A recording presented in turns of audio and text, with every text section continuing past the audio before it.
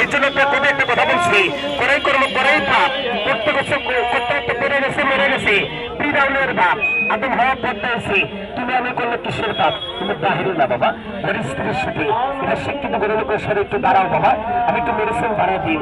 আমার শিক্ষিত গরু লোক বাবা গো, আমার হুজুর কিছু বৃষ্টি যেতে দোকান বলে লাইট বন্ধ, আমাকে টাকা দিয়েছেন কে?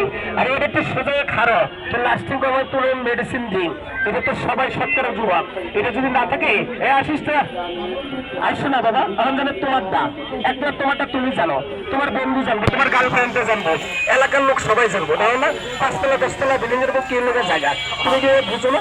তুমি জানো না? আল্লাহ হুকুর কাবির, এটা ইঙ্গিতে বুঝতে হয়। তোমার যে শুনবেন 3-4টা কথা, সব কথাই মূল্যবান, তার ভিতরে 3-4টা কথা কয়, কিসের কথা কয় বাবা? বেদে বিলীন না, বেদ ভাববেন না। এ আমার শিক্ষিত কোনো লোক বাবারা, 1 নম্বর কথা কইল জবানের বাবা হেফাজত করতে হইব। কি করতে হবে? জবানের হেফাজত করতে হবে। বাজারে মোবাইল রাখেন, নাম্বার 2 এ বাবা, এই তোমার চোখের এই জিনিসটা করতে হইব।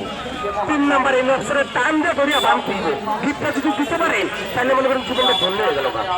আর যদি সবাই একটু ভিডিও করে